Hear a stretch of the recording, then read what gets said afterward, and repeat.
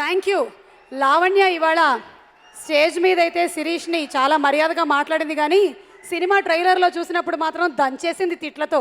బాబోయ్, పిట్ట కొంచెం కూతకనం అంటే ఇదేనేమో. శిరీష్ వాయిస్లో మంచి బేస్ అండ్ కమాండ్ ఉంటుంది. ఇప్పుడు శిరీష్ మాటలు విందాము. అందరికీ నమస్కారం అండి. ఇక్కడికి వచ్చేసిన పెద్దలు, స్టేజ్ మీద ఉన్న పెద్దలు, మీడియా మిత్రులకి, అలాగే ఎక్కడి నుంచో వచ్చి ఇంతగా ఈ ఫంక్షన్ని సక్సెస్ చేసిన అభిమానులందరికీ once again thank you very much. నేను సినిమా హీరో అయినప్పటి నుంచి నాకు చిరంజీవి గారి వైపు ఉన్న అభిమానాన్ని తెలుపుకోవడానికి ఒక మంచి మేడ చూస్తున్నాను, ఒక స్టేజ్ చూస్తున్నాను, కానీ అవకాశం నాకు ఎప్పుడు దొరకలేదండి. నాకు ఎవరు మైక్ ఇవ్వలేదు. బట్ ఇవాళ నాకు ఒక మంచి అవకాశం వచ్చింది. బట్ అది best part of the speech అనక అది లాస్ట్లో చెప్తాను. ఒక 5 minutes నా మనసులో మాట చెప్దాం అనుకున్నాను. బట్ అంతకుముందు నేను సినిమా గురించి మాట్లాడాలి. సినిమా కథ విషయానికి వస్తే, కొత్త జంట అనే సినిమా చేసిన తర్వాత 2 years బ్రేక్ తీసుకున్నానండి. ఆల్మోస్ట్ 2 years అవుతుంది రిలీజ్ అయ్యి. నా టార్గెట్ ఏంటంటే ఈసారి మళ్ళీ ఇంకొకసారి సినిమా చేస్తే ఒక స్ట్రాంగ్ కథ, అందరికీ నచ్చే సినిమా చేయాలని. సో కంగారు పడకుండా ఆగి పరశురామ్ గారు నేను ఈ సినిమా తీసాము. ఈ సినిమా గురించి ఏం చెప్పాలంటే, మా కెరియరు హిట్ ఇవ్వాలి, గ్యాప్ వచ్చింది, ఇలాంటి ప్రెషర్ ఏం పెట్టుకోకుండా మా first target is to satisfy the audience. వాళ్ళు 4 గంటలు మాకు కేటాయించి, వాళ్ళు 100 రూపాయలు మాకు ఇచ్చి నమ్మి సినిమాకి వచ్చిన ఆడియన్స్కి ద బెస్ట్ ప్రోడక్ట్ ఇవ్వాలని నేను, మా డైరెక్టర్, మా టీం అందరం కృషి చేసామండి. So I hope August 5th ఈ సినిమా రిలీజ్ అయినప్పుడు మీరు, మీ కుటుంబ సభ్యులు అందరూ నిజంగా ఈ సినిమాని ఎంజాయ్ చేస్తారనుకుంటున్నాను. అండ్ మేము కథ మీద పని చేస్తున్నప్పుడు కూడా ఈ సినిమాకి నిజంగా విలన్ అవసరం లేదు. సో సార్ అలాంటప్పుడు విలన్ వద్దు, ఫైట్ లేవు, వద్దు, పర్లేదు, ఆనెస్ట్గా మనం చెప్పాలనుకున్న విషయం చెప్దాం. సో ఈ సినిమా కథ 2 ముక్కల్లో ఏం చెప్పాలంటే, ఏ ఇంట్లో అయితే ఆడవాళ్ళు గౌరవింపబడతారో ఆ ఇంట్లోనే దేవతలు కొలువు తీరుతారు. సో సింపుల్గా ఒక విషయంలో చెప్పాలనుకుంటే ఇది మా సినిమా మెసేజ్ అండి. బట్ దీన్నే ఒక అమేజింగ్ ఎంటర్టైన్మెంట్ తోటి, సాంగ్స్ తోటి, ఫన్ తోటి ప్యాక్ చేసాం. ఈ సినిమాలో నేను చాలామంది పెద్ద సీనియర్ ఆర్టిస్టులతో పాటు యాక్ట్ చేశాను. రావు రమేష్ గారు, ప్రకాష్ రాజ్ గారు, తనికెల భరణి గారు, అలీ గారు, సుబ్బరాజు, సుమలత గారు, ప్రగతి, ఇలా ఎంతోమంది పెద్ద పెద్ద ఆర్టిస్టులతో నాకు నటించే అవకాశం కలిగింది ఈ కథ. So I have to thank my director again for it. And మమ్మల్ని ఎంత అందంగా చూపించిన మా డిఓపి మణికంఠన్ గారికి థ్యాంక్స్ చెప్పుకోవాలి. ఈ సినిమా మ్యూజిక్ని తమన్ని అప్రోచ్ అయినప్పుడు చెప్పాను, భయ్యా నువ్వు నీ మైండ్ నుంచి సరైనోడు, బ్రూస్లీ, రేసుగుర్రం ఇవన్నీ డిలీట్ చేసి అవన్నీ వేరే టైప్ ఫిలిమ్స్, మీ గురుగారు మణిశర్మ గారు ఉంటారు కదా, కొంచెం ఆయన మోడ్లోకి వచ్చి మాకు అనుకోండి మెలడీలు విత్ లవ్ స్టోరీ అని చెప్పాను. సో మేము అడిగినట్టే అద్భుతమైన మ్యూజిక్ అందించారు తమన్. ఈ సినిమాకి నిజంగా ఒక కొత్త ఫ్లేవర్ తీసుకొచ్చారు. So I'd like to thank Thaman and మా ఎడిటర్ మార్తాన్కే వెంకటేష్ గారు. నిజంగా అద్భుతంగా కట్ చేశారండి మా సినిమాకి. Like that my choreographer Raghu గారు కానీ, మిగతాలు కానీ, I like to thank all of them. ఒక 2 minutes ఓకే వస్తున్నా, అక్కడికి వస్తున్నా, 2 minutes. సో నాతో పాటు నాకు ఎంతో సపోర్ట్ ఇచ్చినారు మా ఫాదర్. మళ్ళీ ఈ బ్యానర్లో పనిచేసే అవకాశం ఇచ్చారు. So I'd like to thank my dad and మా గీతా ఆర్ట్స్ టీమ్ అండి. మా డాడీ కన్నా నాకన్నా ఎక్కువ కష్టపడిన సినిమాలో మా బన్నీవాస్ గారు, మా ప్రొడక్షన్ నాగరాజ్ గారు. So I have to thank everybody who worked on this film. And finally మా హీరోయిన్ లావణ్య గురించి చెప్పాలి. ఎక్కడో వేరే రాష్ట్రం నుంచి వచ్చి తెలుగు తెలియకుండా డైరెక్టర్ డైలాగ్ ఇస్తే సెట్ మీద వచ్చి బట్టి పట్టేసి టేక్ అని వెంటనే చెప్పడానికి మామూలు హీరోయిన్ అనుకున్నావరా? లావణ్యరా.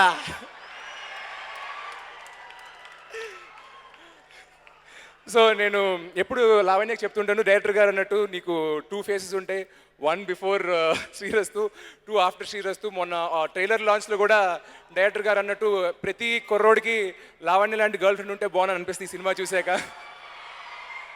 నిజంగా ఆ అమ్మాయిని చూసాకే డైరెక్టర్ గారు ఇన్ని పంచులేశారు. మీరు చూసుంటారు కదా సినిమా టీజర్లోను, ట్రైలర్లోని అన్ని ఆ అమ్మాయిని చూసే. సో ఈ సినిమాని నిజంగా చాలా నిజాయితీతోటి మంచి మిమ్మల్ని అందరూ ఎంటర్టైన్ చేద్దామన్న ఉద్దేశంతో తీసాం. 5th August రిలీజ్ అవుతుంది. సో ఖచ్చితంగా చూడండి. అండ్ ఇప్పుడు మెయిన్ టాపిక్, మెగాస్టార్ చిరంజీవి గారి గురించి నేను చెప్పాలనుకున్నా. యాక్చువల్లీ నేను ఒక 2-3 గంటలు మాట్లాడగలను ఈ టాపిక్లో. బట్ క్రిస్ప్గా నేను అనుకున్న 3 విషయాలు నేను చెప్తానండి. అఫ్కోర్స్ ఆయన మెగాస్టార్గా, ఆయన సినిమాలు, ఆయన చూసిన హైట్స్, ఆయన బ్రేక్ చేసిన రికార్డ్స్ ఇవన్నీ మీకు తెలిసిన విషయమే, కొత్తగా నేను చెప్పాల్సిందే లేదు. బట్ నాకు తెలిసిన నా మెగాస్టార్ మా మామయ్య గారు. లైఫ్లో నాకు ఎన్నో విషయాల్లో రోల్ మోడల్. ఆయన నుంచి నేను లైఫ్లో ఒక 3 విషయాలు నేర్చుకున్నాను, చాలా విషయాలు నేర్చుకున్నాను. దాంట్లో ముచ్చటగా 3 విషయాలు మాత్రం చెప్తానండి. ఒకటి, ఆయన నుంచి నేర్చుకుంది నేను బాధ్యత అనే విషయం. నేను 11th standardలో ఉన్నప్పుడు బాగా లావుగా ఉండేవాడిని, చదువు పెద్ద ఉపయోగం కాదు. మా నాన్నగారు సినిమాల్లో బిజీగా ఉన్నప్పుడు కొంచెం స్ట్రెస్ పడేవారు అనమాట, శిరీష్ ఏమవుతున్నాడు ఇది అది అని చెప్పి.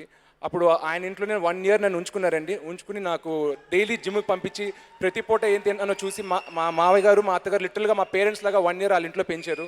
సో ఇవాళ చూస్తుంటే నాకు మళ్ళీ మా అన్నయ్యల పిల్లలు వీళ్ళని చూసినప్పుడు మా మావయ్య గారు నన్ను ఎలా చూసుకున్నారో చిన్నప్పుడు, అలాగే నేను కూడా వాళ్ళని చూసుకోవాలి అన్న ఒక బాధ్యత అనే ఫీలింగ్ క్రియేట్ చేయించారండి. So I'd like to thank that. ఇంతేకాదు చిన్నప్పుడు నేను ఫారెన్ వెళ్ళానంటే అది మా మావయ్య గారు తీసుకెళ్ళినప్పుడే. నేను చూసిన ఊటీ, కొడైకెనాల్, కాశ్మీర్ ఏదైనా ఉంటే అది మా మావయ్య గారు సినిమాలు అప్పుడు తీసుకెళ్లారు.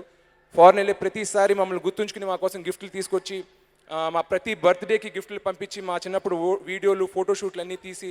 సో నిజంగా నాకు మళ్ళీ పిల్లలు ఉంటే మా చిరంజీవి గారు లాంటి ఫాదర్ అవ్వాలని, మా ఇంట్లో పిల్లలకి నేను మంచి మేనమ్ అవ్వాలని బాధ్యత అనే విషయం నేను చిరంజీవి గారి దగ్గర నుంచి నేర్చుకున్నాను.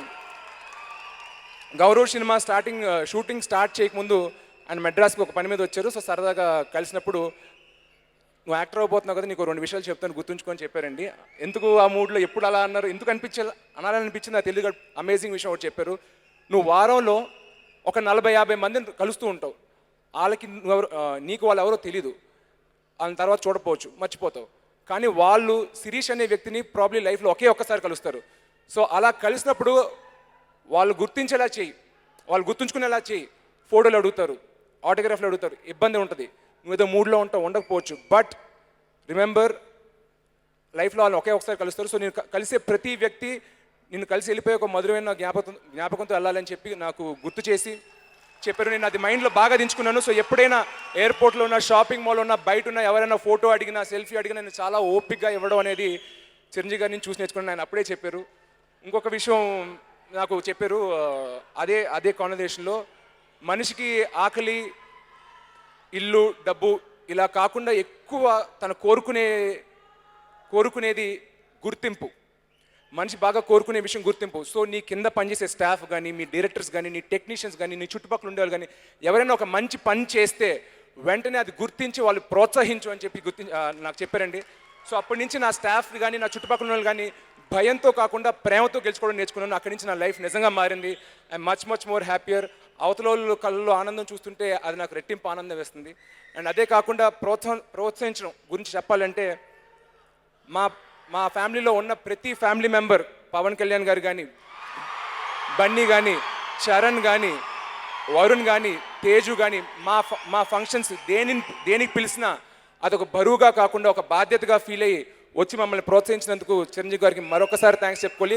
అండ్ కేవలం మా ఫంక్షనే కాదు, లాస్ట్ ఇయర్ చూశాను మా ఫ్యామిలీకి ఏం సంబంధం లేని ఒక అవార్డు ఫంక్షన్లో 3.5 గంటల నుంచి ఆయన చేతుల మీద 40-50 అవార్డులు ఇప్పించారండి. అది నిజంగా ఒక ఇండస్ట్రీ పెద్దగా ఆయన ఫీల్ అయ్యి నిజంగా అచీవ్ చేసిన వాళ్ళు ఎంకరేజ్ చేయడానికి, మా ఫ్యామిలీనే కాదు బయట వాళ్ళు ఫ్యామిలీలు ఎప్పుడు వెళ్ళిన అన్ని ఏం ఫంక్షన్స్ ఉన్నా చిరంజీవి గారు అటెండ్ అవుతుంది. సో నేను కూడా నేర్చుకుంది ఏంటంటే, నిజంగా మన చుట్టుపక్కల ఎవరైనా చేస్తే, ఏమైనా మంచి పని చేస్తే వాళ్ళని ప్రోత్సహించాలని. నేనే చాలా ఇబ్బంది పడ్డాను ఈ ఫంక్షన్ పిలవడానికి, ఎందుకంటే 5-6 హీరోలు ఉన్నాం. సో సంవత్సరానికి 7-8 సినిమాలు మావే ఉంటాయి. బట్ ప్రతి ఫంక్షన్ని చిరంజీవి గారు రావాలని ఎక్స్పెక్ట్ చేయడం సహజం కాదు. కానీ ఇంకా తప్పక ఇప్పటివరకు నా ఆడియో ఫంక్షన్ దేనికి చిరంజీవి గారు రాలేదనక మొహమాటంతో, ఇబ్బందితో అడిగాను. బట్ వెంటనే ఆయన ఎస్ చెప్పినందుకు I'm thankful very much to Chiranjeevi గారు అండి. Thank you very much. నాకు పక్కనే ఉంటుండే చిన్న టెన్షన్ వస్తుంది. మామూలుగా స్టేజ్ ఫియర్ లేదు, కానీ చిరంజీవి గారు పక్కన ఉన్న వెంటనే చిన్న ఉనికి వస్తుంది. ఎనీవేస్, దీంతో నేను చెప్పాల్సి అనుకుని చెప్పేశాను. Thank you very much.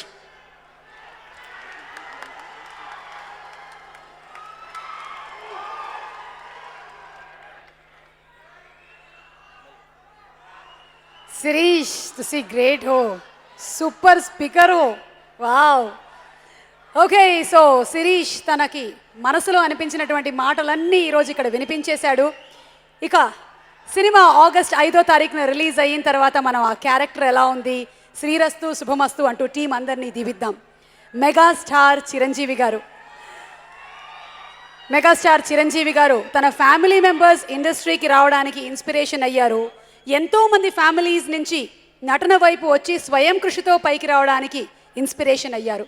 నటనకి Nighantu megastar Chiranjeevi గారిని మాట్లాడవలసిందిగా రిక్వెస్ట్ చేస్తున్నాము.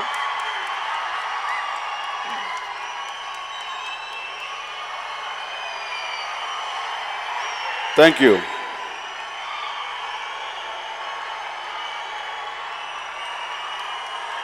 శ్రీరస్తు శుభమస్తు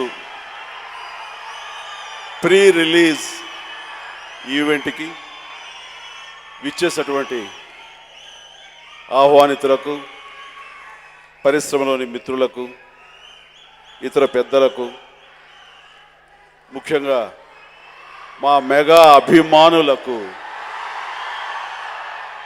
ప్రతి ఒక్కరికి పేరు పేరున నా హృదయపూర్వక నమస్కారాలు తెలియజేస్తున్నాను. ఈరోజు మా మావయ్య గారు శ్రీ అల్లు రామలింగ గారి వర్ధంతి. ఈ సందర్భంగా మీ అందరి సమక్షంలో వారికి ఘనమైన నివాళులు అర్పించుకుంటూ మాట్లాడటం సబబు. ఆ రకంగా వారిని జ్ఞాపకం తెచ్చుకోవటం అన్నది మా ధర్మం. ఈరోజు మీ అందరితో పాటు శ్రీరస్తు శుభమస్తు ఈ కార్యక్రమంలో పాలు పంచుకోవడం నాకు చాలా చాలా ఆనందంగా ఉంది. ఇది తెలిసి పెట్టారో, ఈ పేరు యథాలాపంగా పెట్టారా, లేకపోతే ఖచ్చితంగా గుర్తుంచుకు పెట్టారో తెలియదు, కానీ శ్రీరస్తు శుభమస్తు అనేది నేను యాక్ట్ చేసిన సినిమాని ఎంతమంది గుర్తుందో తెలియదు. శ్రీరస్తు శుభమస్తు నేను, సరిత, కట్టా సుబ్బారావు గారి డైరెక్షన్లో యాక్ట్ చేసినటువంటి సినిమా. 80 ఆ మధ్య భాగంలో వచ్చిన సినిమా. అది చాలా బాగా ఆడింది. తిరిగి ఆ టైటిల్ తోటి ఈ సినిమా వస్తునేసరికి నాకు ఎక్కడో తెలియకుండా కనెక్ట్ అయ్యాను ఈ సినిమాకి. ఈ సినిమా మీద నాకు ప్రత్యేకమైన దృష్టి ఏర్పడడానికి, ఈ సినిమా బాగా ఆడాలని నేను కోరుకోవడానికి బహుశా ఇది నా టైటిల్ అవటం కూడా కారణం. నాకు అత్యధిక సినిమాలు నాకు ఇచ్చిన సంస్థ, నాతో చేసిన సంస్థ ఉంది అన్న, ఎక్కువ విజయవంతమైన సినిమాలు ఇచ్చిన సంస్థ ఉందన్న, అది గీతా ఆర్ట్స్. దాని అధినేత అల్లు అరవింద్ గారితో నాకున్న కుటుంబపరమైనటువంటి బంధం అలా పక్కన పెడితే, దానికి మించిన అనుబంధం నాకు ఈ గీతా ఆర్ట్స్ సంస్థ ఉంది. కెరీర్లో ఒక ఆర్టిస్ట్గా పైకి ఎదగాలి అనుకున్నప్పుడు బిగినింగ్ డేస్లో ఎవరైతే ఊతంగా ఉంటూ సినిమాలు కంటిన్యూస్గా చిరంజీవితో చెయ్యాలని ముందుకు వచ్చారో అలాంటి నిర్మాతకు ఎప్పుడు మనం రుణపడి ఉంటాం. ఒకళ్ళని ఒకళ్ళు ప్రేమించుకుంటూ ఇష్టపడుతూ ఆ రకంగా సినిమాలు చేయటం అనే అలాంటి ప్రొడ్యూసర్ దొరకడం కూడా నాకు చాలా అదృష్టం. ఆ రకంగా ఒక చక్కటి అభిరుచి ఉన్న, చాలా ఆధునిక భావాలున్న, ఎప్పటికప్పుడు తను అప్డేట్ అవుతూ సమకాలీన పరిస్థితులతోటి ప్రయాణం చేస్తున్న వ్యక్తి, నిర్మాత ఉన్నారంటే అది అల్లు అరవింద్ గారు. కాబట్టి ఈ రోజున సినిమా గీతా ఆర్ట్స్ సంస్థ సినిమా ఇండస్ట్రీలో నెంబర్ 1 సంస్థగా ఉంది అంటే అది ఆయన కృషి, ఆయన పట్టుదల, ఆయన అభిరుచి అని ప్రత్యేకంగా చెప్పనక్కర్లేదు. అల్లు అరవింద్ గారు గత 10 సంవత్సరాల బట్టి చూస్తే అటు హిందీలో గజనీ కానీ, ఇటు తెలుగులో కానీ ఈ రోజు వరకు కూడాను పెద్ద చిన్న అన్ని రకాల సినిమాలని విజయ పరంపరతో కొనసాగుతున్నారు. దీనికి కారణం, ప్రధానమైన కారణం అల్లు అరవింద్ గారు అని చెప్పగలం. ఇందాక చెప్పినట్లుగా ఆయన ఎప్పటికప్పుడు అప్డేట్ అవుతూ నేటి యూత్కి ఏం కావాలి, నేటి ప్రేక్షకులు ఏ రకమైన సినిమాలు చూడాలని కోరుకుంటున్నారు అని వాటి మీద స్టడీ చేస్తూ ఆ రకంగా తాను ఆధునీకరించుకుంటూ ఈ కాలంతో పాటు ఆయన పరుగు తీస్తున్నారు. అందుకనే విజయం ఆయన వెనకాల పరుగు తీస్తుంది. ఆ రకంగా ఈ సినిమా కూడాను ఖచ్చితంగా విజయాన్ని చవి చూస్తుంది, దాంట్లో ఎలాంటి సందేహం లేదు. ఆ రకంగా గీతా ఆర్ట్స్కి, అల్లు అరవింద్ గారికి ఆయన విజయాల్లో ఇది మరొక విజయంగా వాటి వరుసను చేరుతుందంటే ఎలాంటి సందేహం లేదు. ఈ సందర్భంగా అల్లు అరవింద్ గారికి మనస్ఫూర్తిగా నా అభినందనలు తెలియజేస్తున్నాను. ఈ సినిమా రషస్ అంటే అలాగ ఆల్మోస్ట్ ఆల్ ఫస్ట్ కాపీ లాంటిది నేను ఈరోజు చూడటం జరిగింది. డైరెక్టర్ పరశురాం చాలా చక్కగా దీన్ని హ్యాండిల్ చేశారు. చాలా సున్నితమైన సబ్జెక్టు, ఆద్యంతం ఎక్కడ డ్రాప్ అవ్వకుండా, ఎక్కడ డీవియేట్ అవ్వకుండా తను ఏమనుకున్నాడో ఆ భావం, ఆ ఆలోచనలు సుస్పష్టంగా వెళుతూ ఆద్యంతో మనల్ని కట్టిపడేసే విధంగా చక్కటి ట్రీట్మెంట్ తోటి సినిమా చేయడం చూస్తుంటే చాలా చాలా బాగుంది. ఆ రకంగా డైరెక్టర్ పరశురామ్ నిజంగా మన అందరి అభినందనలు పొందేందుకు పూర్తి అర్హత ఉన్న వ్యక్తిని సందర్భంగా తెలియజేస్తున్నాను.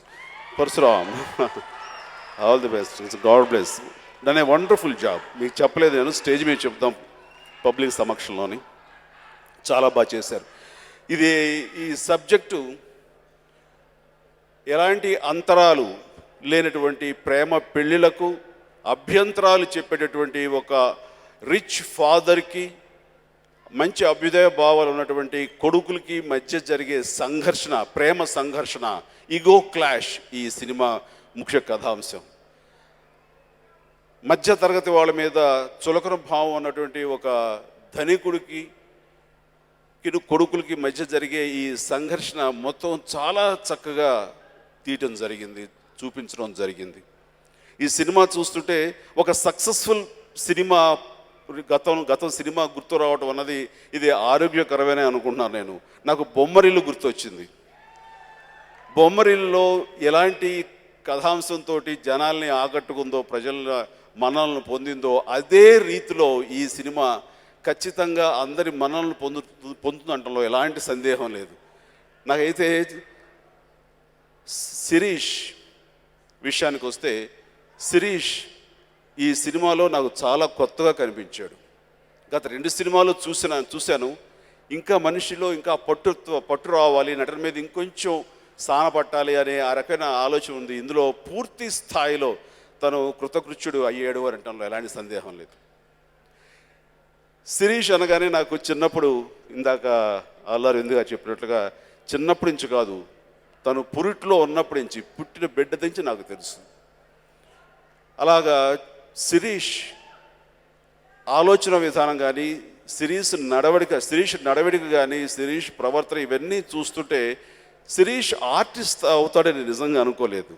శిరీష్ ఒక మంచి వ్యాపారవేత్త అవుతాడు, వాళ్ళ నాన్నగారికి బాసటగా ఉంటాడు, వాళ్ళ నాన్నగారి యొక్క ఆ సంస్థకు సంబంధించి తను ఆ కళ్ళాలు పుచ్చుకుంటాడు అని నాకు ఎప్పుడు అనిపిస్తుంటుంది. ఎందుకంటే ఎప్పుడు మాట్లాడినా సరే ఎప్పుడు లెక్కలు మాట్లాడుతుంటాడు. క్లాసు లెక్కల్లో ఏమో తెలియదు కానీ సినిమా లెక్కలో మాత్రం ఆ గణాంకాలు మాత్రం చాలా చక్కగా చెప్తుంటాడు. చెబుతుంటే ఎంత నాలెడ్జ్ ఉంది అని అనిపిస్తుంటుంది. ఏ సినిమా ఎప్పుడు ఎంత చేసింది, ఏ సినిమా ఎందుకు కలెక్ట్ చేయలేదు, ఏ సినిమా ఏంటి, ఎక్కడ ఏం చేసింది, ఈ సినిమాని గురించి కానీ, ఆ సినిమాలో ఉండే కథాంశంలో రివ్యూస్ కానీ చాలా అనలిటికల్గా చాలా బాగా విశదీకరించి చెప్తుంటే కనుక చాలా మంచి నిర్మాత అవుతాడు అనుకున్నాను. నాకు ఒక రోజున వచ్చి, మాయ నేను ఈ రకంగా ఆర్టిస్ట్ అవ్వాలని నిర్ణయించుకున్నాను అని ఒక్కసారిగా సైలెంట్ అయ్యాను. తప్పదు, ఇంతమంది ఆర్టిస్టులు ఉన్నటువంటి ఈ కుటుంబంలో పుట్టి ముఖం, వర్చస్సు, ఆంగికు అన్నీ చాలా చక్కగా ఉండి, ఇలాంటి వాడు ఆర్టిస్టు అవటానికి అన్ని అర్హతలు ఉన్నవాడు ఆర్టిస్ట్ అవుతాన్ని నిర్ణయించుకుంటే అది మనం వెల్కమ్ చేయాలి తప్ప, ఇదేదో మనం ఇంకో రకంగా అనుకున్నాం ఇతని గురించి అటు వెళ్ళొచ్చు కదా అని ఏమాత్రం నేను సలహా ఇవ్వడానికి ప్రయత్నం చేయలేదు. మనస్ఫూర్తిగా వెల్కమ్ చేస్తూ, ఖచ్చితంగాను ఆర్టిస్టు అవ్వాలి అంటే కనుక మనకు ఫ్యామిలీలో మన అభిమానులు ఉన్నారు, వాళ్ళు ఎప్పుడు నిన్ను వెల్కమ్ చేయడం కోసంగా ఎదురు చూస్తుంటారు. మన ఫ్యామిలీ నుంచి వచ్చే ఖచ్చితంగా నీకు ఆదరణ ఉంటుంది. మొదటి సినిమా నుంచి కూడాను ఆ అభిమానం నీకు ఉంటుంది, ఖచ్చితంగా రా అంటూ నేను చెప్పడం జరిగింది. ఆ తర్వాత తను మిగతా వాళ్ళగా హడావుడి పడిపోయి ఏదో ఒక సినిమాలు, ఏదో కమర్షియల్ సినిమాలు చేసేయాలని తాపత్రయం కాకుండా చాలా మెచ్యూర్డ్గా, ఒక విలక్షణంగా వెళ్ళాలి, వ్యత్యాసంగా వెళ్ళాలి అంటూ తన్ని తాను ఓ రకంగా ప్రత్యేకంగా ఆవిష్కరించుకుంటూ మీ ముందు తనకు తానుగా ప్రజెంట్ అవ్వాలన్న ప్రయత్నం చేశాడు. అది నిజంగా చాలా హెల్దీ ఆలోచన.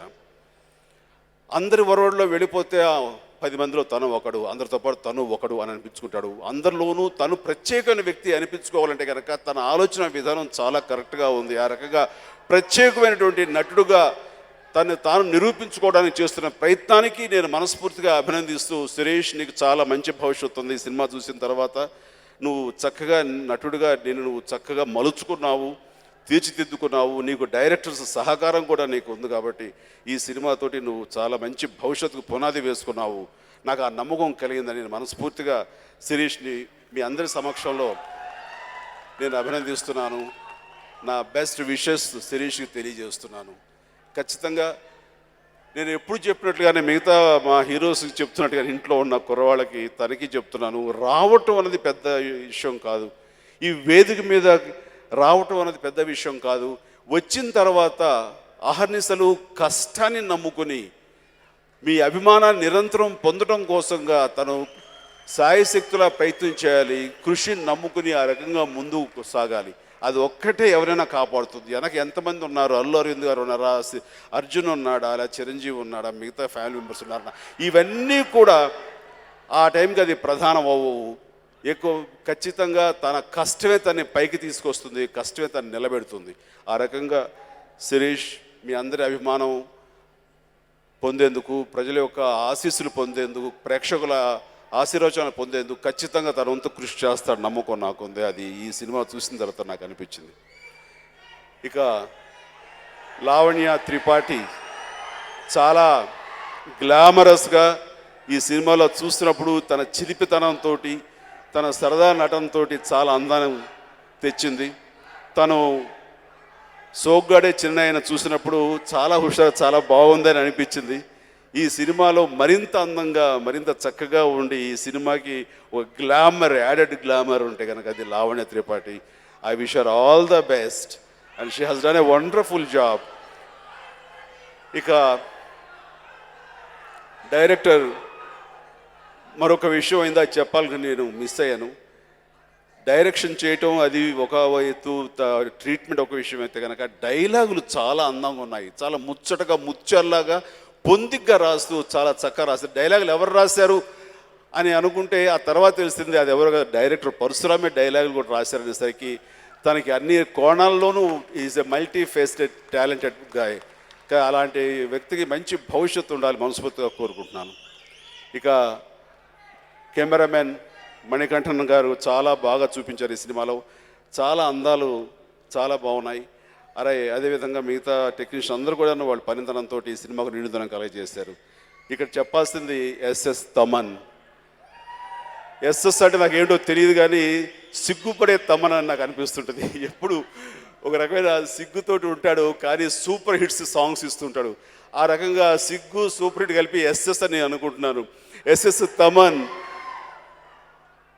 అతని సౌండ్స్ అవి వింటుంటే కొంచెం మ్యూజిక్ ఇన్స్ట్రుమెంటలైజేషన్ కొంచెం ఎక్కువ అవుతుంది, లిరిక్స్ ఎక్కడో జాగ్రత్త వినాల్సి వస్తుంది అని ఫస్ట్ ఇంప్రెషన్ నాకు ఫ్రాంక్గా అనిపించిన. ఆ తర్వాత చూస్తే అవి ఎడిక్టివ్, అది ఒక వ్యసనంలాగా అయిపోతుంది ఆ సాంగ్స్ వింటాం. మనకు తెలియకుండా కూడాను ఆ సాంగ్స్ మన మైండ్లో రింగర్ అవుతూనే ఉంటాయి. అలాంటి హిప్నాటిక్ మ్యాజికల్ మ్యూజిక్ ఇచ్చే తమన్ని మనస్ఫూర్తిగా నేను అభినందిస్తున్నాను. Please go head. మీరు వెళ్తున్న విధానం కరెక్ట్, మీరు చేస్తున్న విధానం కరెక్టు. సో మీకు మంచి భవిష్యత్తు ఆల్రెడీ ఏర్పడిపోయింది, నేను ప్రత్యేకించి చెప్పనక్కర్లేదు. కానీ ఇలాంటి సూపర్ డూపర్ హిట్స్ ఇస్తూ అలాగే భవిష్యత్తులో మళ్ళీ నేను 151వ సినిమా చేస్తే దానికి సంబంధించిన మ్యూజిక్ ఏమైనా ఉంటే ఇప్పటి నుంచి రెడీ చేసుకో ప్లీజ్. ట్యూన్స్ బాగుంటే కనుక మన ఇద్దరి మధ్య అగ్రిమెంట్ అయిపోయినట్లే. తమన్ అలాగే ప్రతి ఒక్క టెక్నీషియన్స్కి, అలాగే ఈ రోజున గెస్ట్లుగా వచ్చినటువంటి ఆశీస్సులు అందించడానికి వచ్చిన బోయపాటి శ్రీనుకి, సురేందర్ రెడ్డి గారికి, మిగతా మిత్రులందరూ కూడాను నా యొక్క అభినందనలు తెలియజేస్తూ మరొకసారి ఈ శ్రీయస్సు శుభమస్సు సూపర్ డూపర్ హిట్ అవుతుందంటలో ఎలాంటి సందేహం లేదు.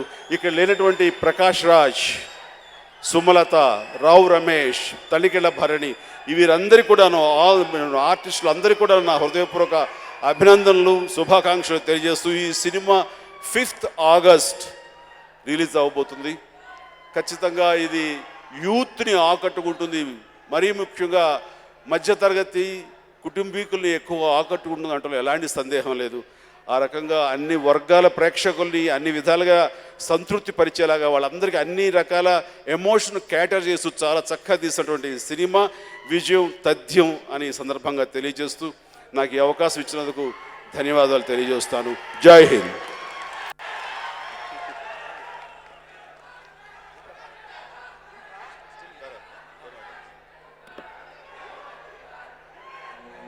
మూర్తికి వారణాసి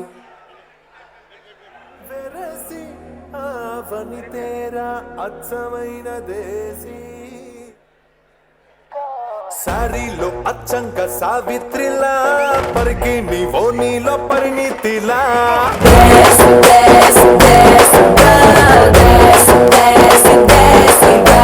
మణిరత్నం సినిమాలో మధుబాలలా అతిలోక అందాల శ్రీదేవిలా